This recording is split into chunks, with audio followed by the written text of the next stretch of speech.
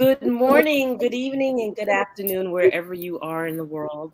Welcome to today's conversation. I am Enolia. I'm here with my co-host, Sara Jane. And we're so excited to be here. We are. Looking Yes. forward to this. And we are here with the beautiful Jenny Hahn, and she is our guest today. In today's conversation, we are going to talk about creativity, magic in the mistakes. And instead of me trying to introduce Jenny, why don't you just take a minute or two to introduce yourself? Sure. Well, thank you so much, Enolia and Sarah, for having me. I'm Jenny Hahn. I'm an artist and a workshop facilitator based here near Kansas City, Missouri. So I'm right in the center of the U.S. in my home studio, live with you today. I have been painting professionally for about 20 plus years now. I paint in acrylics, vibrant palette, bold expression, and am very inspired by themes of nature and the divine feminine, and just the inward journey. Just meditation very much informs my practice.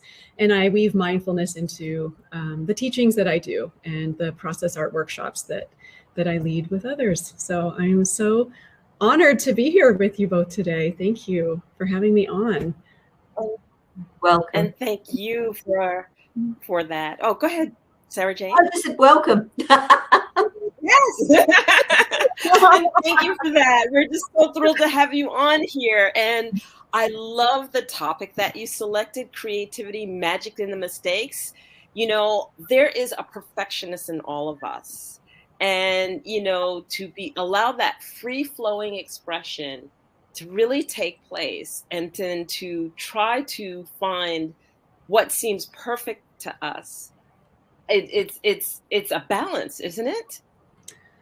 Absolutely. Yes, it is. And, you know, you mentioned the perfectionist. I struggled with perfectionism all through my young adult and yeah, life for the most part. I won't say that I'm completely, beyond that, but that hook of the inner, critic and really based in the mind, that can really hinder our natural creative expression and flow and just our spontaneity and intuitive presence in life because of those messages we get early on, and trying to be a certain way, trying to not be too much, but to be enough, and, how to be in the world. And so, yeah, it's absolutely a balance. And it's, for creativity, it's like creativity is all about like seeing beyond our assumptions, seeing with that beginner's mind with clear eyes. And so it's like these two sides of, the world as it is, and then the world as it can be. And like, can we start to see beyond those limitations? And so that's where I feel like, I used to be so terrified of mistakes or doing things wrong.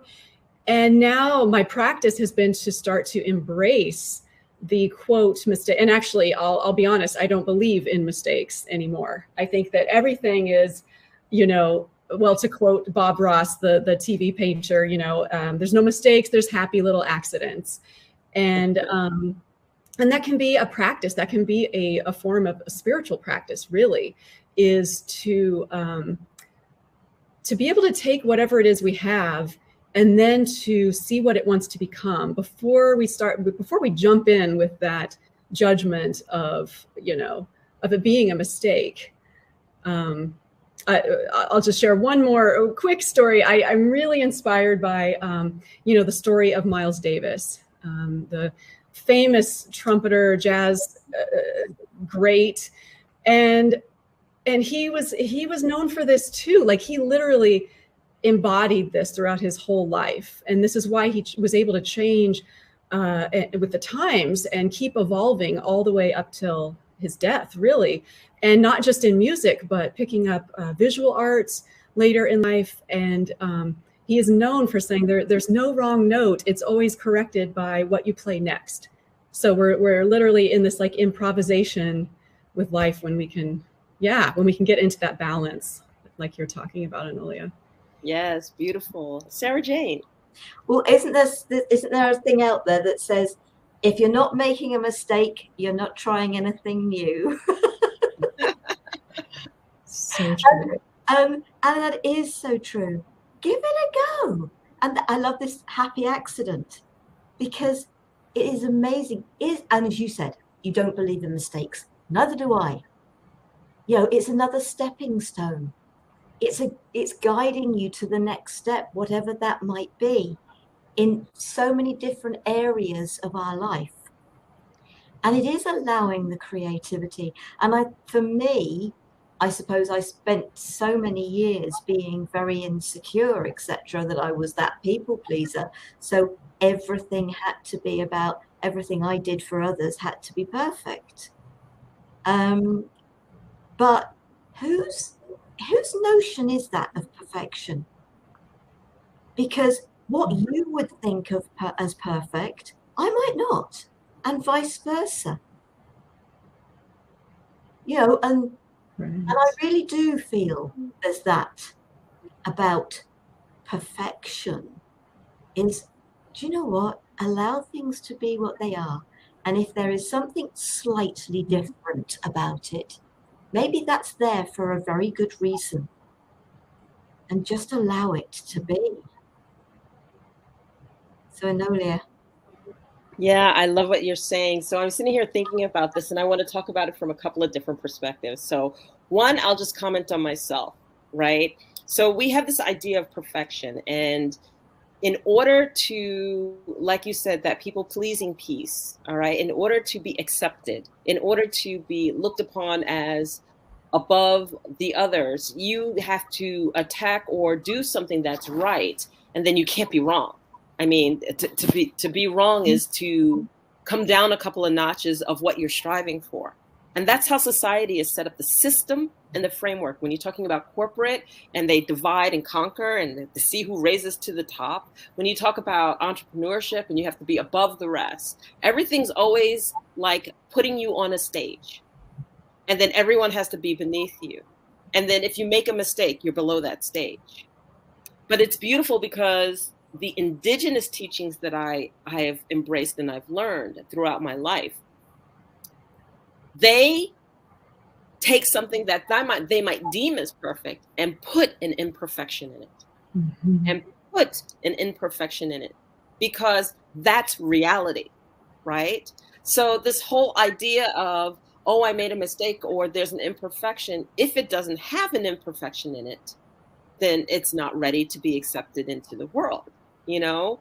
So I love that idea of imperfection needs to be placed specifically in it. And it might only be known to you, right? But there is no such thing as perfection.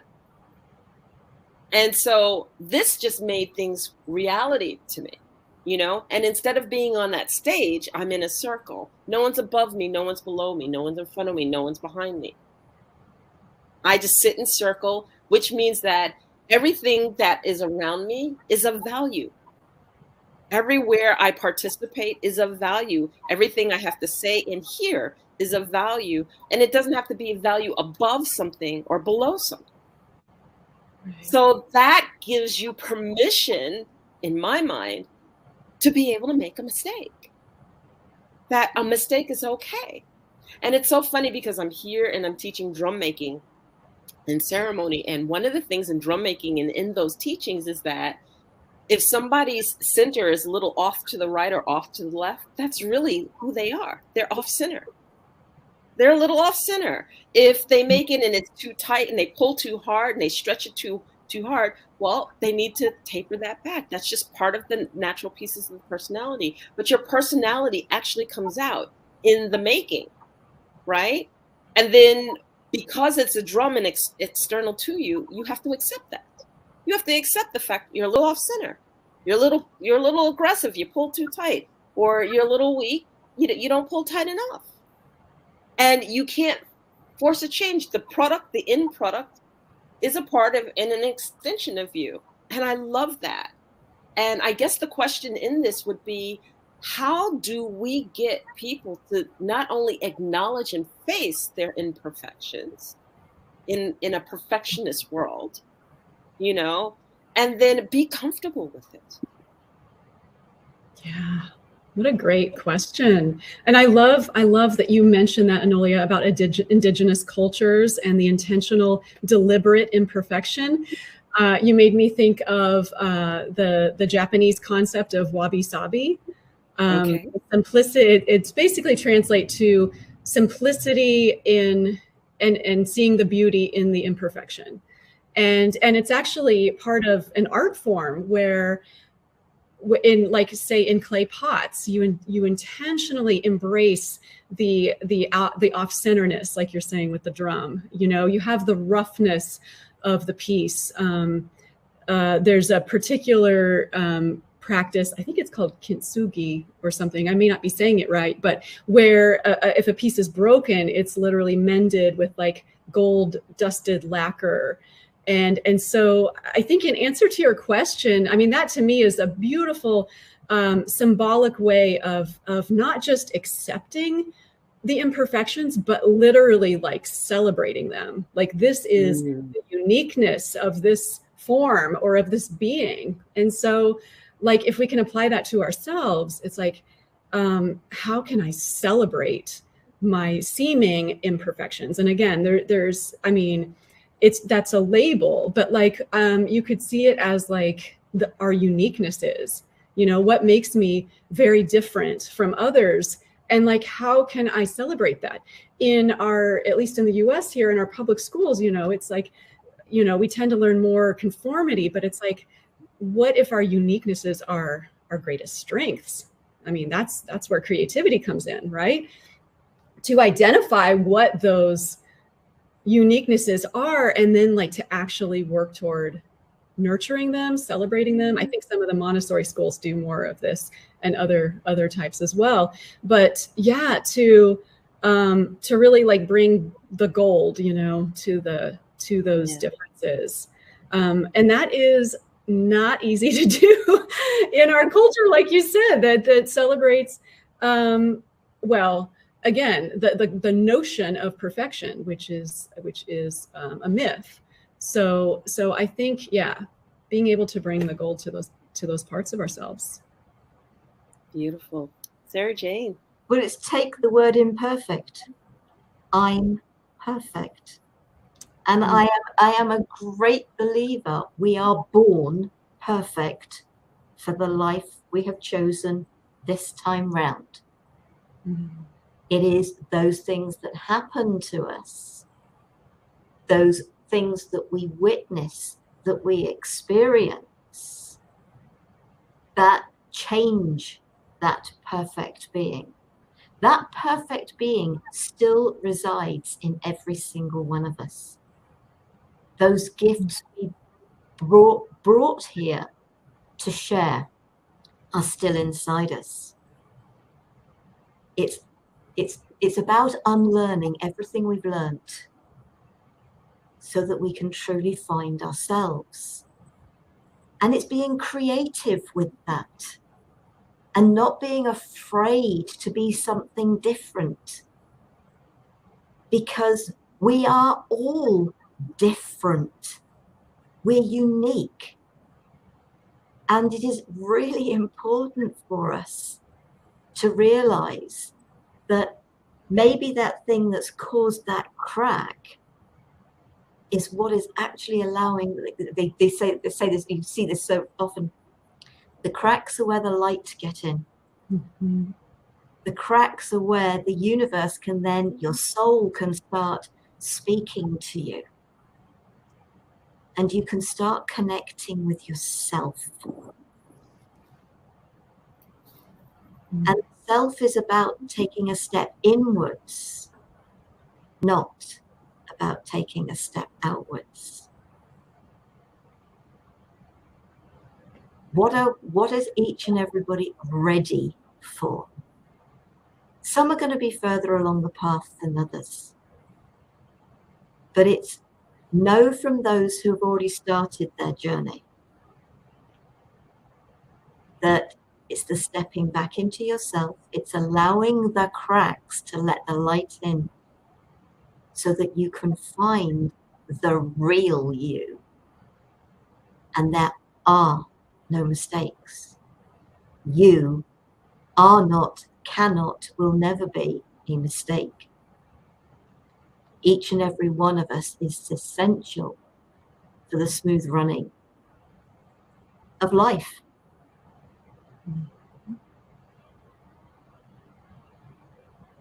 Yes. Yes, yes. And I'm sitting here listening to you and I'm thinking, okay, a couple of things that would be different for me is I would throw out the word perfect. You know, the human beings come up with words. Words describe scenarios, and I don't always subscribe to them.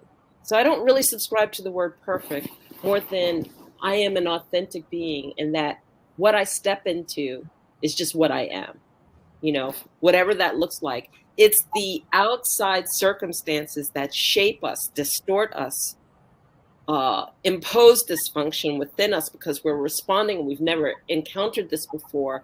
And so the way that we respond may be, you know, along the lines of navigating through the situation. And sometimes we get caught up in the story and we get impacted the story. So much so it impacts us physically, impacts us, you know, mentally, it impacts us spiritually, you know. And when I think about those circumstances, the key is, how do I navigate through them? How deep do the cracks actually go and how they're created?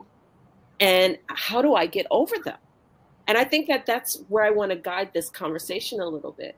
What were some of those outside circumstances that, you know, took your authentic self or perfect self? You know, I won't say that. I don't like the word perfection, but I'll throw it out there.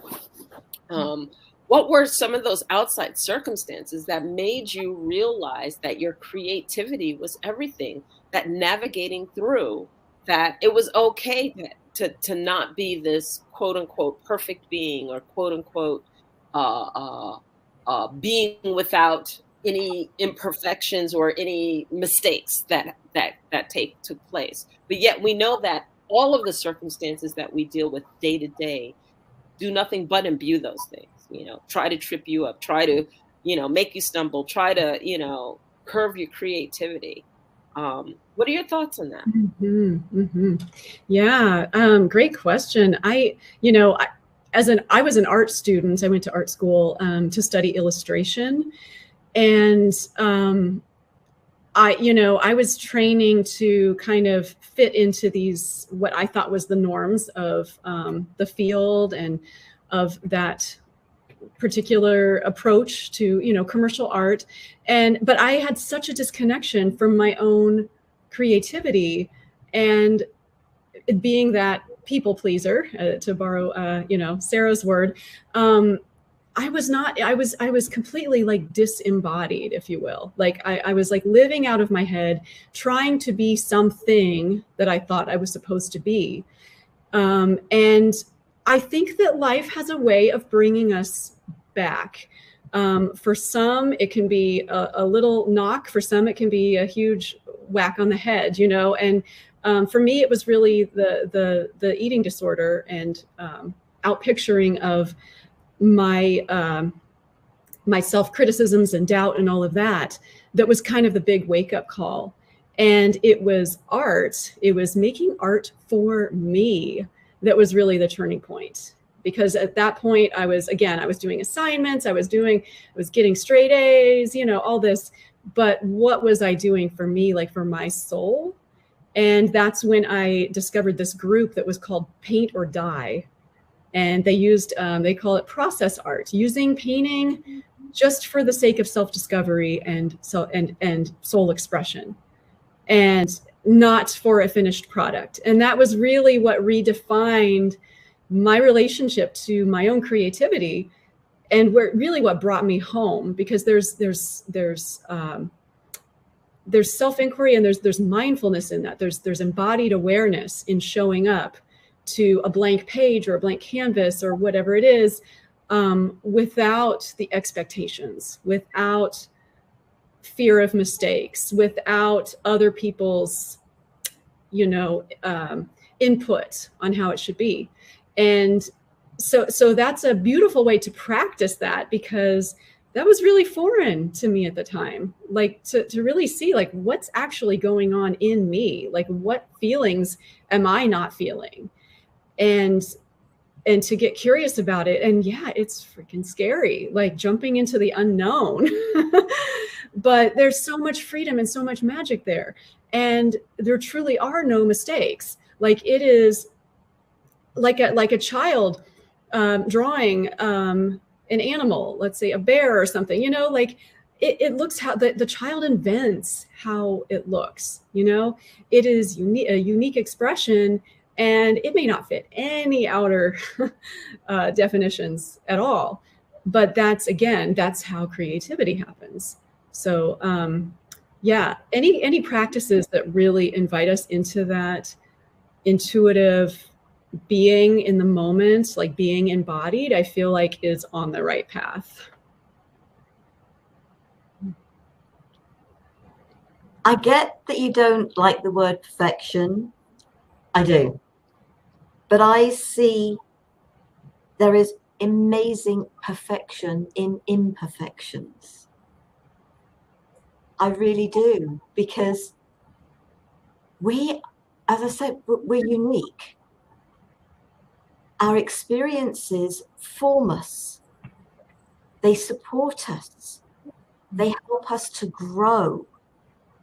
And yes, some of those experiences can be very negative experiences. But something is only negative if you perceive it as being negative.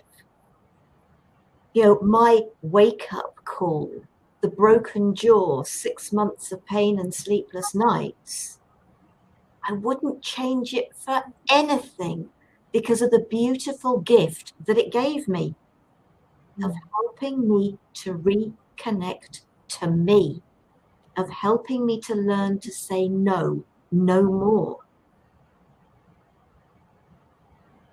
So for me, there is definitely perfection in what people would refer to as imperfection. And it's subjective, because what really resonates with one person won't resonate with another. I've seen some amazing artwork. It was beautifully done, but the topic was one I wouldn't go anywhere near, because it actually offended my sensibilities. But it didn't stop me from appreciating the talent that went into that particular piece of artwork, which was at an antiques event. So it was an old piece of artwork, and something very acceptable at that time wouldn't be acceptable to me. But so it's what is right for you. That is, life is about you. Life is about listening to the heart, which is your connection to your soul. Do you like drawing? Do you like painting? Do you like writing? Do you prefer music?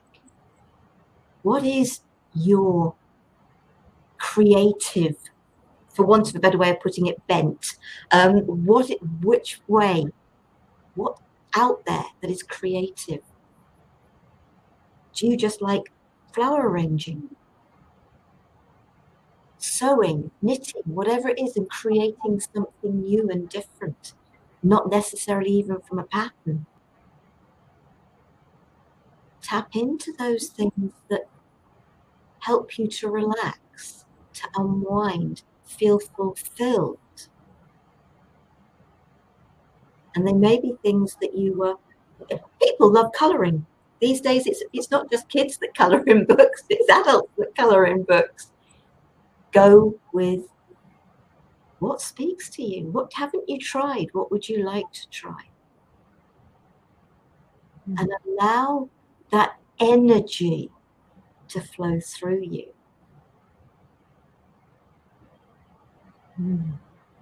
Beautiful. Yeah, so let's continue on with the role of creativity. You know, a lot of people will become aware and know that there's more than what meets the eye for how they're living, how they're being, how they're perceived. And those of us who have really just gone knee deep into our spirituality, the first thing that you'll learn is that creativity is everything. Within your meditation, within your thought process, because it's like, how do you get to play in the ethers? Well, you play with your creativity. So how has creativity played a role in your life? As simple as that. Oh, wow. That's a big question. Well, I want to share an example because I actually shared this story with Sarah the other day, but because there's some of these key moments, you know, where we can be creative beings, that we can be working on creative projects, but then there's like moments where it's like a turning point moment, you know? And I was telling the other day about when I first got out of art school and I was doing more like plein air painting, like on site, outdoors places, carrying my easel and all my supplies. And I was set up at this beautiful location nearby, Unity Village, has beautiful Mediterranean style architecture. And I was set up to paint this building. I had my horizontal canvas there and the sun was behind me. And I was kind of sketching it out, and it was casting this perfect silhouette of my body. Like this form was like on top of the building. And it was like, I kept going, but I kept finding I was more interested in this silhouette than I was in painting, you know, this building. So I ended up turning the canvas vertically, drawing the outline of myself, you know, and then it basically was like the birth of what a lot of my paintings have become. And you know, we're on video, so I did bring like some examples because I want to show that painting.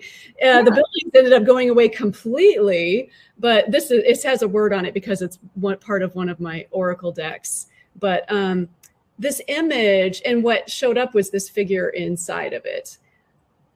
And a lot of my pieces now are, you know, show kind of that inner energy of like what's going on within, like I said earlier, like the inward journey, kind of inner landscape. And so that was really turning point because my mind was struggling at first. My mind was struggling with, you know, this building isn't looking right and I can't stay focused and, you know, and in the past, my energy would have been more of a pushing, like, okay, I know how to do this. I'm going to do this. But when we can stay open to those moments of, it's really a form of following our curiosity and staying open to new possibilities. Some of those big breakthroughs can happen in those gaps where we're no longer controlling. There's actually one more story I want to share. My dear friend Mary Maud, she's a ceramic artist here in Kansas City, and she's been my studio assistant over the years, off and on. I actually brought one of her pieces with me too, which I'll show in a second. But she was doing a commission once. She did hand-built sculptures out of clay. And she was working on a commission this one time, and it was, she had that tension, forcing it. It's not looking right. It's not looking right. And she was getting more and more frustrated, more and more tension building up in her body. She had her carving tools there in her hands, and suddenly something just like flipped, and she just like took the carving tools, and she describes it as she just stabbed the piece to death. and left the room and was just completely just, complete frustration, complete giving up what her mind was holding on to. She comes back into the studio later and she's kind of in awe of seeing these beautiful textural patterns all over the piece, almost like waves of water, very organic. That was the turning point moment for her. And she said she never did let go of that piece because that was like the seed that birthed the entire style of her work, her uniqueness, her soul. And I will show you since we got the video, but like, here's an example of a toad frog I have of hers. But you can see the influence of, hopefully you can see some of the texture. And then the wabi-sabi of it, the holes, the organic forms. None of that would have come to her had she not exhausted that mental grip, that control. So I feel like that's really what creativity is. We can paint, we can write, we can create music, but it's especially in those moments where a part of us lets go to something beyond our current knowing. And that's really when the magic comes in, of just that new way of seeing and new way of approaching life. Yeah, for me, it was very much, I suppose, because of the poetry that I've found, and it's not rhyming poetry, and I just have to sit with it and just let it flow. It's a pen and paper job. It's not sit at a computer and see what comes.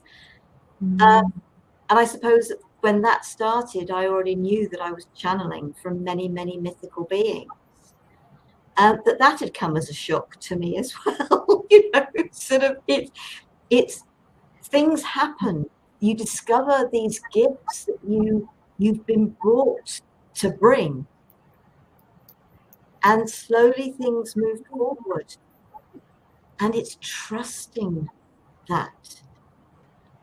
And it's been a while since I sat with the poetry, but maybe I should do more of that, because it can be relaxing, it can be really beautiful. So what is the creativity? Now, okay, I feel it is channeled, but is that just not the creativity you're allowing from the soul? Was with the sun and your outline, your shadow, with your friend and the stabbing of the piece, was that just not the soul saying, right, here you go, let's open up your creativity? And there are so many different things, so many different aspects to creativity. Are you a brilliant cook? Do you come up with amazing dishes?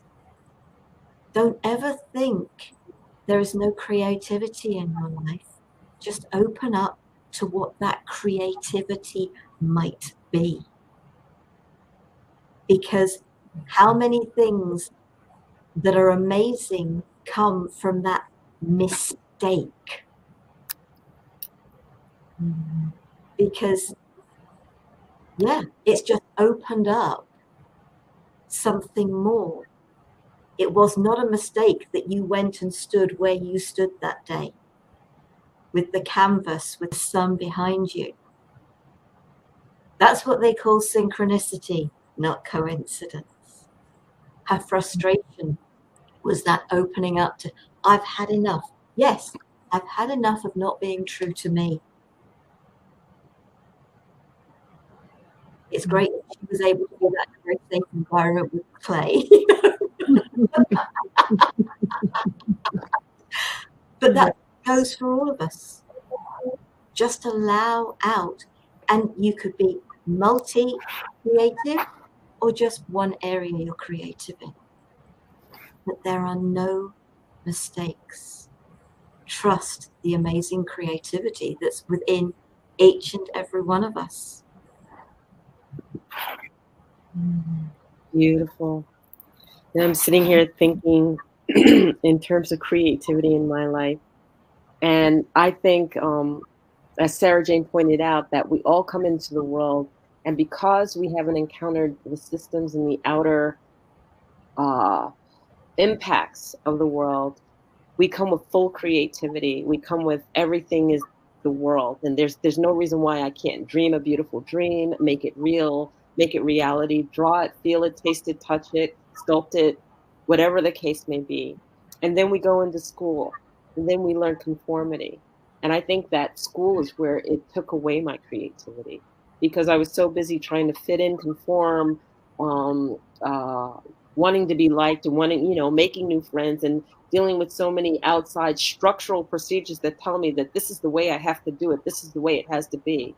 And I think those that rebel against that to a degree end up being the beautiful artists that they are, or the artist scientists. And I call it artist scientists because those are the ones who are the creators and inventors and whatnot. They refuse to conform. They refuse to allow the limited belief systems to guide how they choose to see the world. And then I think about my walk in spirituality. And one of the things that my mom used to say, she used to say, there's no such thing as no, but there can be a such thing as not that way. So if you have a goal that you're trying to reach and you have a block that's in the middle of it, well, then go over it, go under it, go around it, go to the side of it. And that statement right there, to be able to go around it, to the side of it, or anything, is the creativity of accomplishing what you want to accomplish, regardless of what blocks are there. So be creative in your approach, be creative in the way that you see it to get to the goal, to get to the other side. And then I think about my spiritual path and my spiritual walk, and the multidimensional creativity you have to have, because when you're guiding somebody on a meditation, oh yeah, we walk here and you're there. No, you have to be creative. You have to talk or see that multidimensional timelessness that you're in, and be creative in understanding that that angel that you see, that guide that you see, and that multidimensional being that you're feeling or encountering or hearing. How do you describe that? Well, this vision or this creative way of describing that so that the person can be there with you. All of those things lend towards the fact that our creativity is everything. If we don't have our creativity, we're not living, to me, you know, and that it plays such an important role because it makes the difference of life being exciting and new, and wanting to live and wanting to navigate, even though it's the unknown and even though it makes us nervous, versus sitting in that understood, judged, systematic way of doing something. It's like sitting there and doing a keyboard entry, the repetitive task over and over and over and over and over again. You just get bored with it. So to me, that creativity is everything. It is the breath that I take, you know, the shallow breath versus the deep breath and the impact that it has. And understanding that each breath that I take can have such a different impact in every approach by which I take it, ocean breath, deep breath, shallow breath, so it's everything. And, I guess I would look at all of this and I would say, what is it that I want my audience to know about creativity, about the mistakes, if I were to surmise it all together? And for me, it's that the creativity can be in the mistake, and what you perceive as that mistake is really the joy that you're bringing and the beauty that you're bringing to this world, the contribution that you're bringing to the world. So make many mistakes, please, because it's that mistake, that out of the box, that out of the framework, that out of the boundary, out of the limited thinking, that we need to stumble over so that we grow, so that we can see things from a new perspective, so that we can be a new perspective, that we create it, invent it. And so mistakes are absolutely essential. They're absolutely essential. Otherwise, we'd be bored with life and we'd be living the same thing over and over and over again.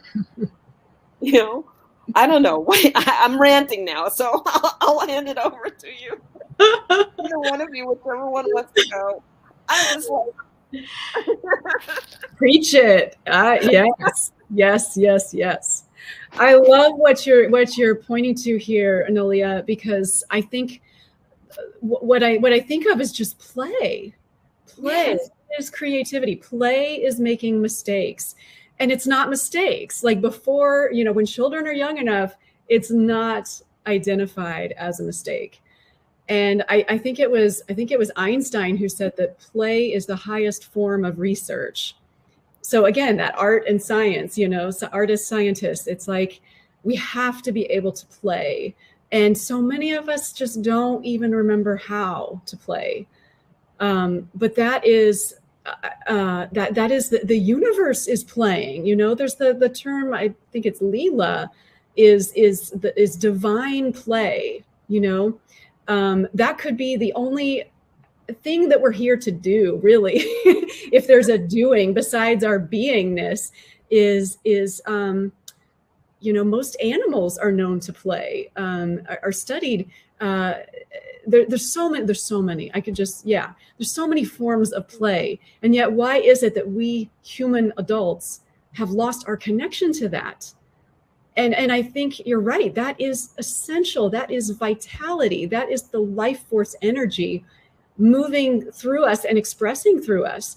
And that's, I imagine that's why we have so much dis-ease and dissatisfaction in life. Why life can be so dull and repetitive is because we're not connecting to that play, that attitude and approach of play, even in our day-to-day lives, even in the path that we take to get somewhere in our day, the clothing we put on our bodies, the way we interact with others. I think you can just see it in people who have that connection to their playful spirit, even regardless of their physical age. You can see that sparkle in their eyes and that lightness and levity of just like, we don't need to have the answers. We don't need to have life figured out. We can just approach it with play and see what happens and see where our curiosity leads us.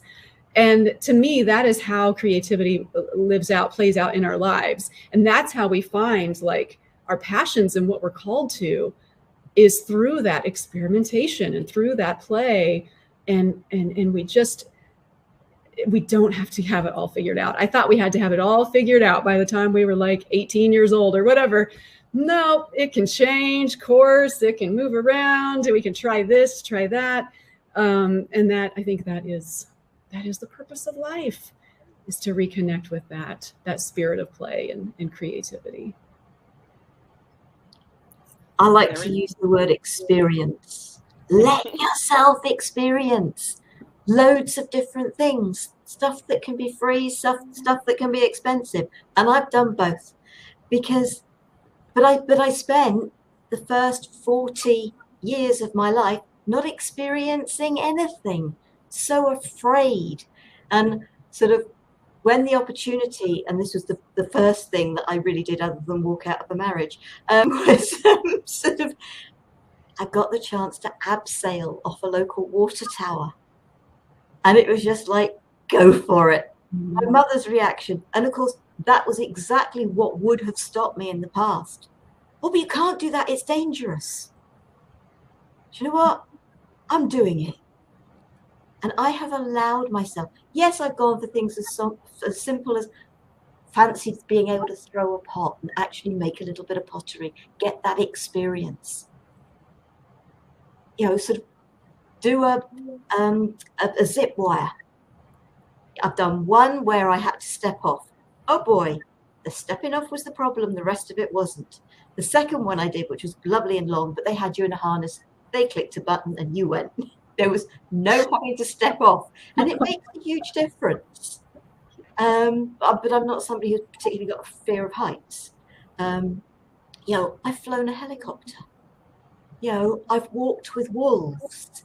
I've done so many different things and that really enhances the playfulness, the creativity, because you let yourself experience.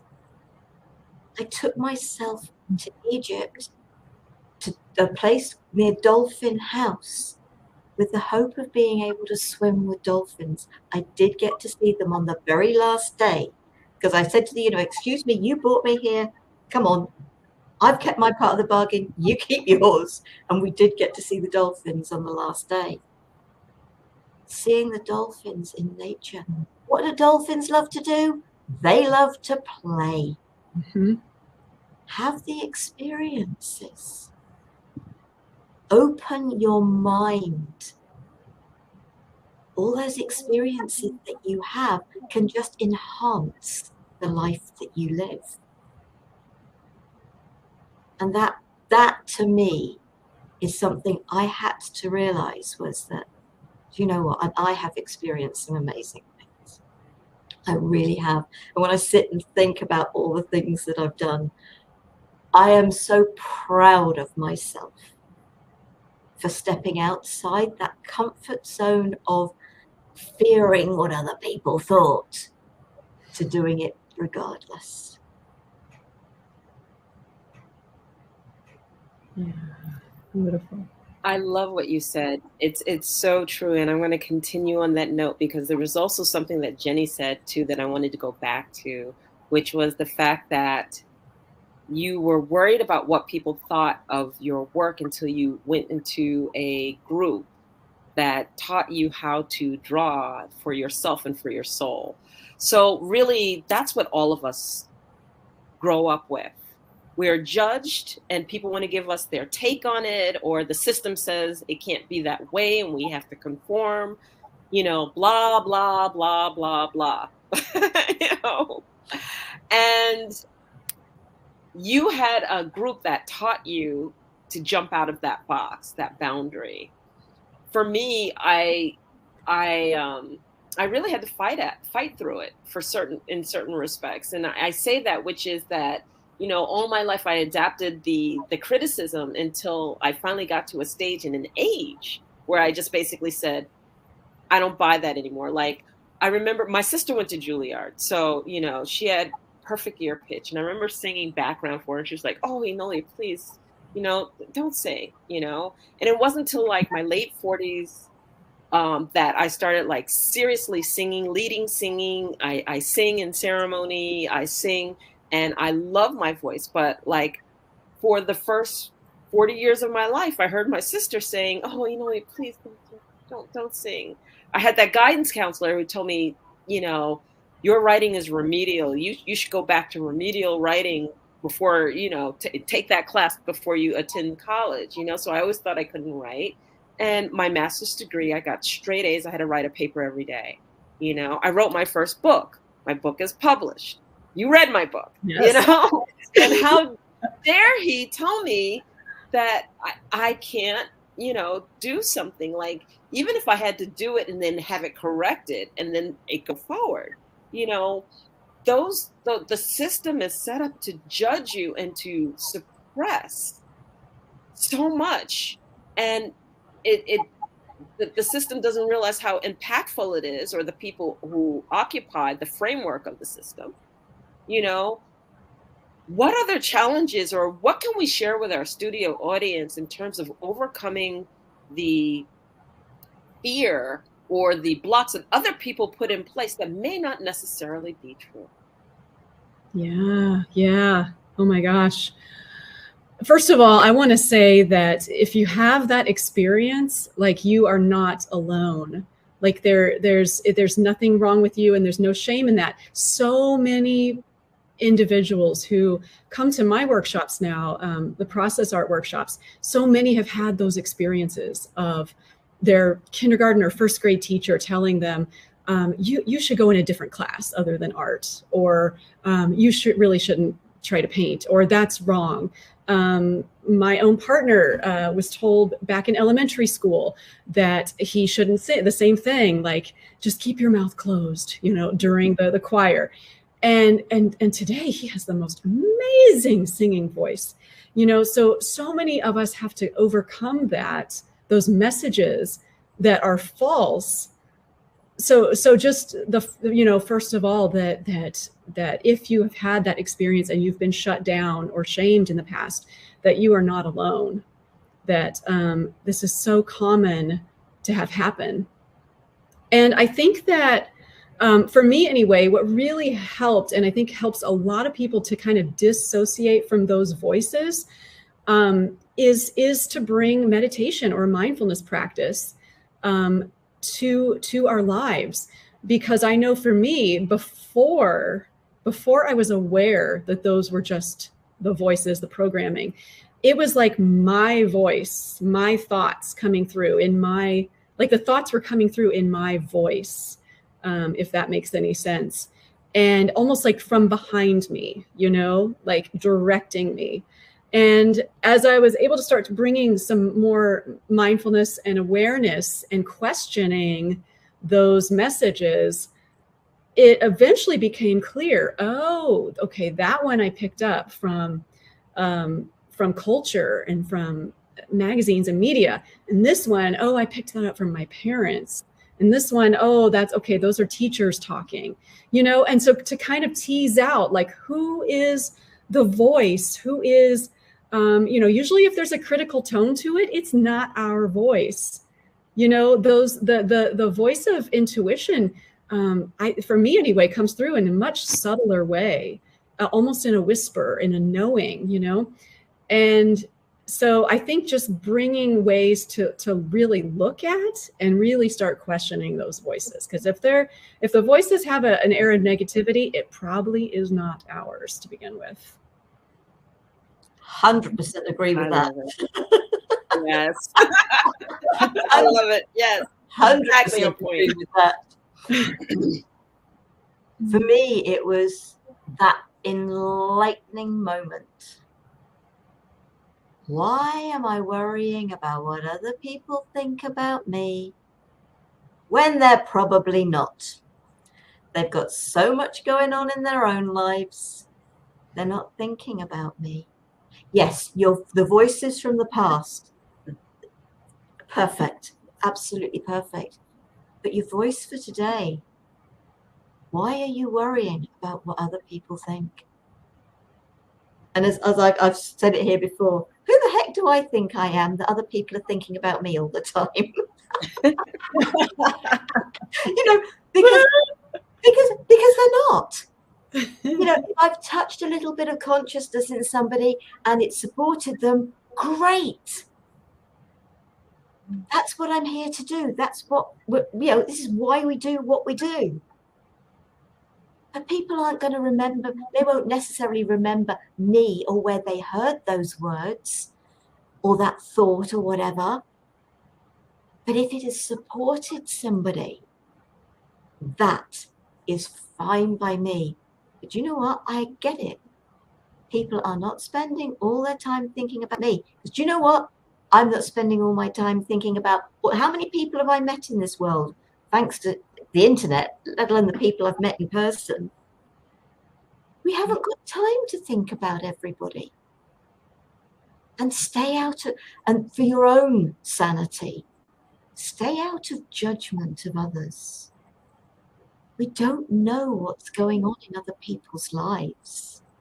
We don't know the struggles they're going through. So for your own peace of mind, let go of worrying about what other people think, because they're not. And don't judge others, because we have no idea. We're not living in their shoes. And it brings so much peace to your own life that you can start to truly live it. I love that. Thank you, Sara Jane. And I'm sitting here thinking what I would really say to that. And for me, it's I think about a couple of just those moments, where like, what if Picasso had listened to his teacher and the teacher said, well, that's not the way that you draw an elephant. I mean, it has to go this way.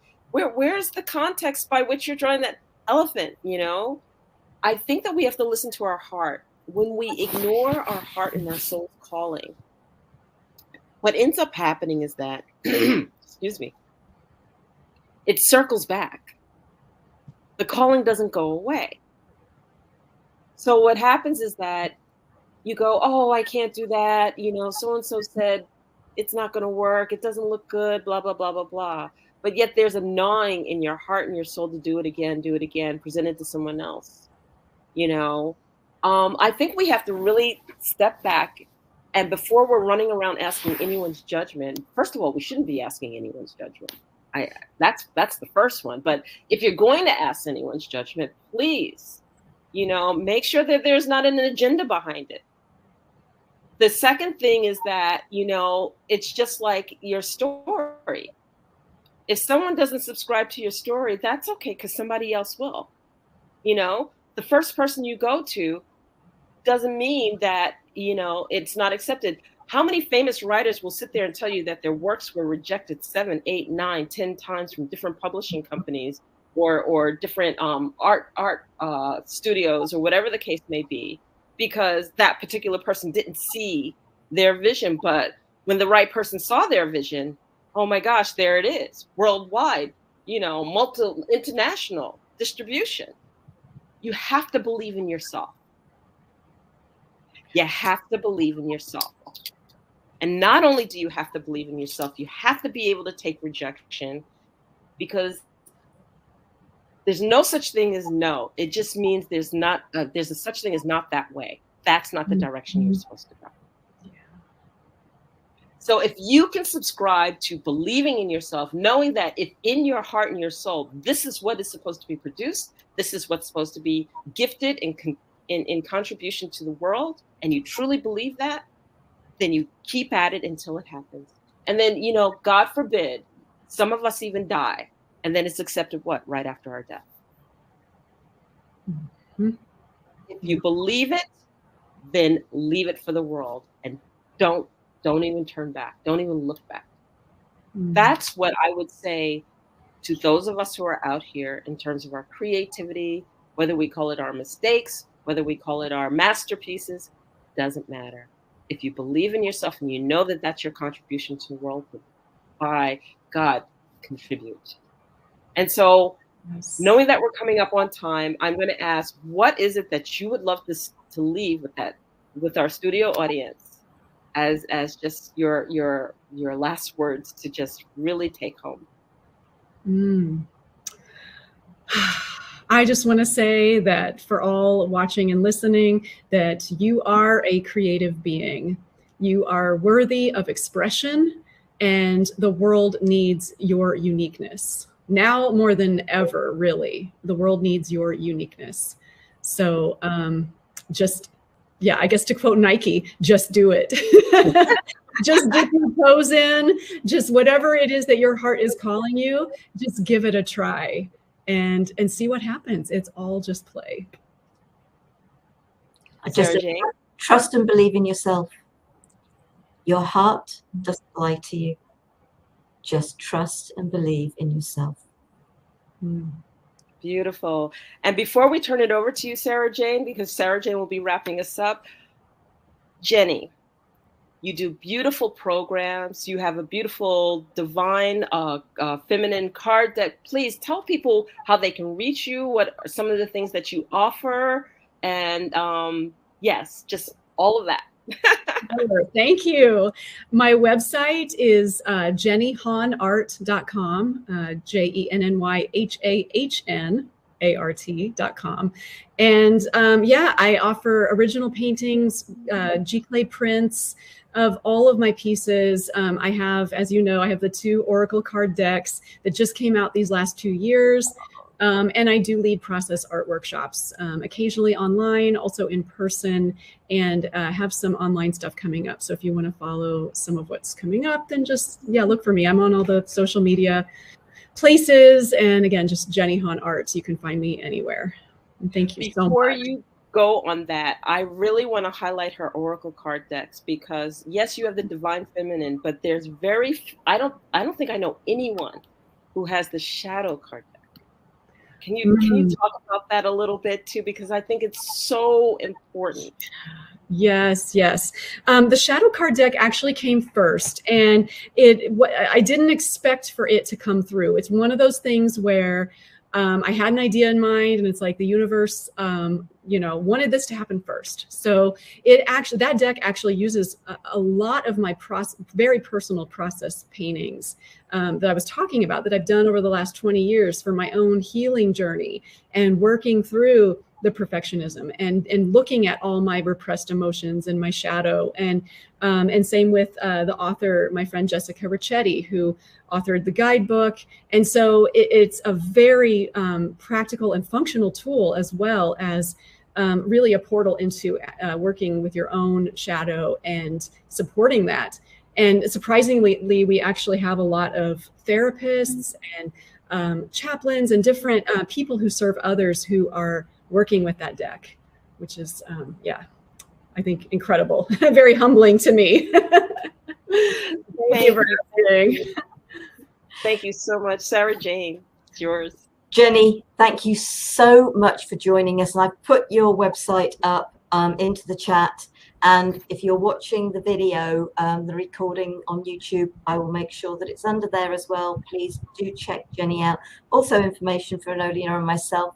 Do check us out if you wish to. That's why we do these, so that we're here to support. We are here to support you.